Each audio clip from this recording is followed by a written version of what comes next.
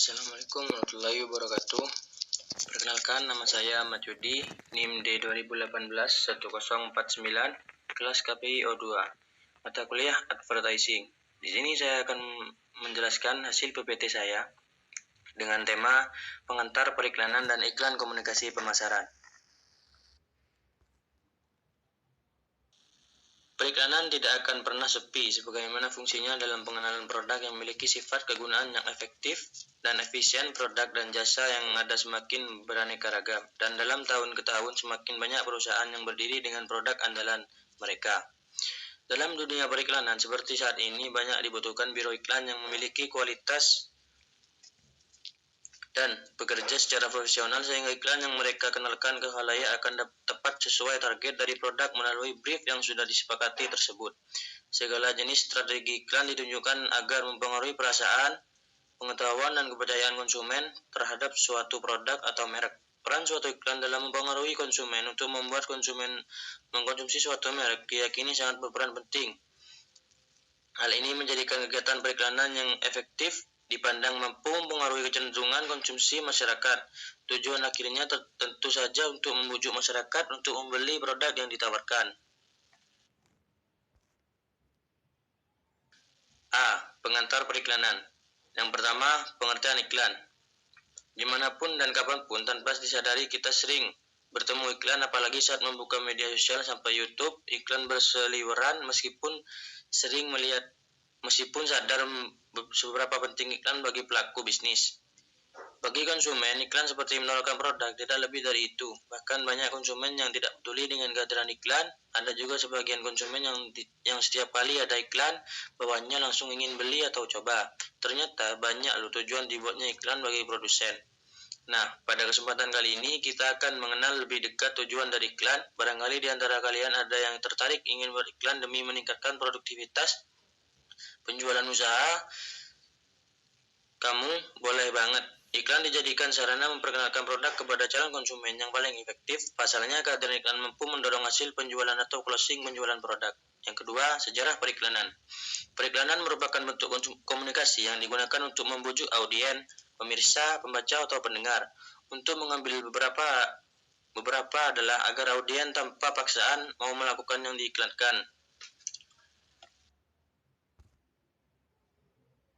Fungsi dan tujuan periklanan.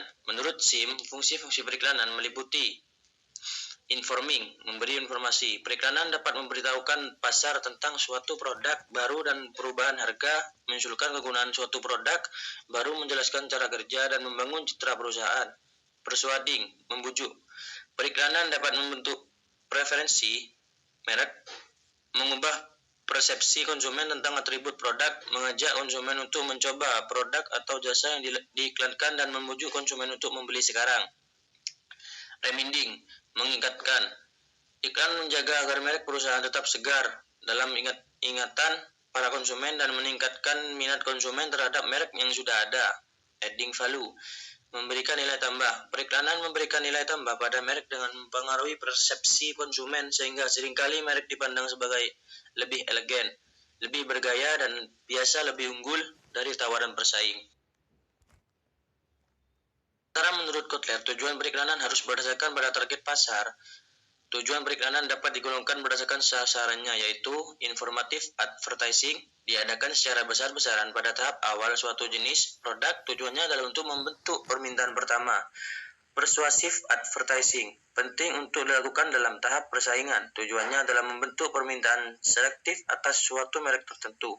Reminder advertising, sangat penting untuk produk yang sudah mapan. Tujuannya adalah untuk mengingatkan kembali konsumen terhadap produk yang sudah dikenal dan meyakinkan konsumen bahwa mereka telah melakukan pembelian yang tepat terhadap produk tersebut. Advertising agencies, biro iklan.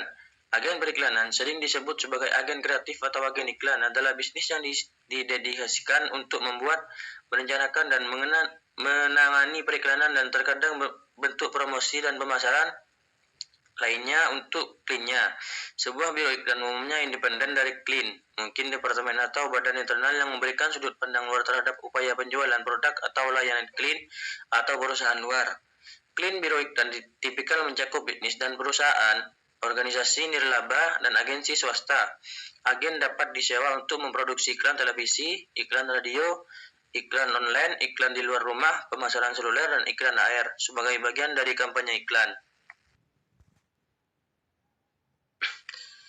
Semua biro iklan disebut demikian karena mereka bertindak sebagai agen bagi prinsipal mereka yang merupakan media.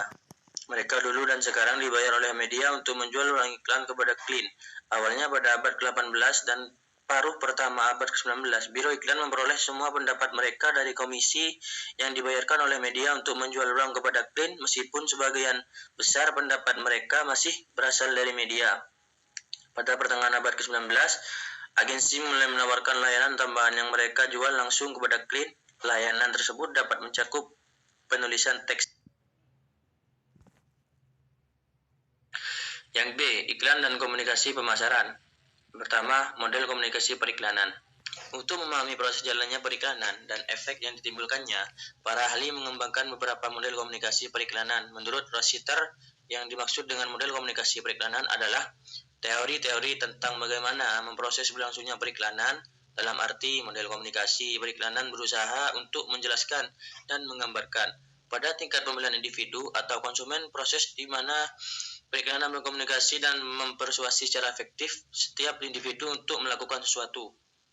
Dari berbagai literatur seperti Barker dan kawan-kawan, Rusi dan Kotler dan Gettler, dapat dikatakan bahwa yang termasuk dalam model komunikasi periklanan adalah model makro proses komunikasi periklanan serta model komunikasi periklanan yang menekankan pada efek atau respon konsumen. Dengan demikian, yang termasuk model komunikasi periklanan menurut para ahli diantaranya adalah sebagai berikut.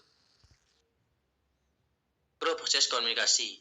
Model ini sejatinya model komunikasi pemasaran yang dikemukakan oleh Kotler dan Keller. Model ini terdiri dari elemen-elemen berkomunikasi seperti pengiklanan sebagai pengirim, pesan berupa iklan cetak ataupun elektronik.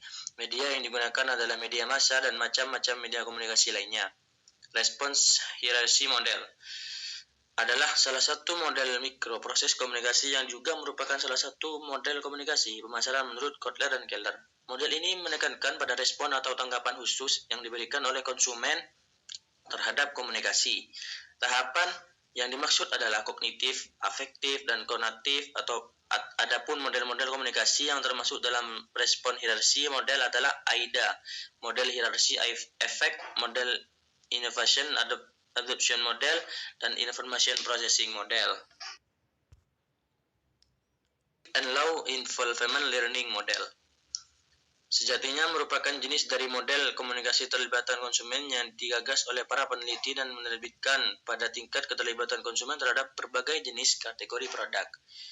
The FCB Model of Advertising Strategy. Model yang juga disebut dengan The FCB Planning, model ini dikembangkan oleh Richard Falk pada tahun 1980 ketika meneliti jalannya periklanan serta cara terbaik untuk menentukan tujuan komunikasi. The Elaboration Likelihood Model. Para peneliti berpendapat bahwa selain keterlibatan konsumen, reaksi kognitif konsumen terhadap pesan-pesan persuasi juga dapat memprediksi proses respon konsumen.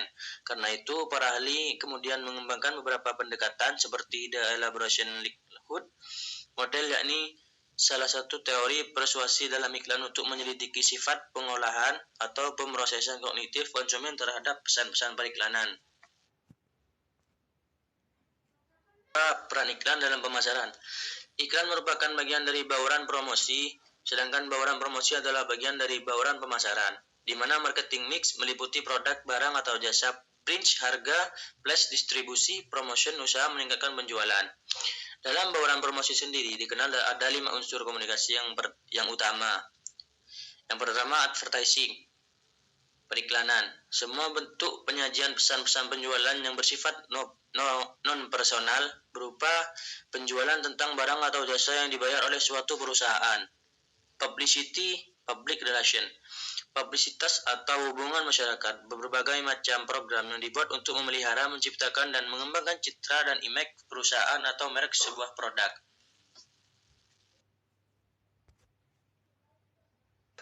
Pemasaran langsung. Interaksi langsung dengan konsumen melalui penggunaan surat, telepon, fax, email, dan alat komunikasi non-personal lainnya untuk melakukan komunikasi secara langsung agar mendapat tanggapan dari calon konsumen. Peran periklanan merupakan bagian untuk memenuhi fungsi pemasaran untuk dapat menjalankan fungsi pemasaran.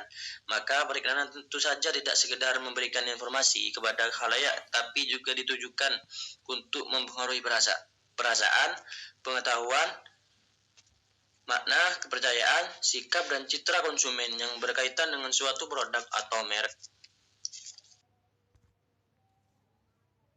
Kesimpulannya ialah peran advertising bagi perekonomian, khususnya di Indonesia, sangat penting karena dapat meningkatkan penjualan produk dalam negeri di Indonesia sendiri maupun hingga eksplor ke luar negeri.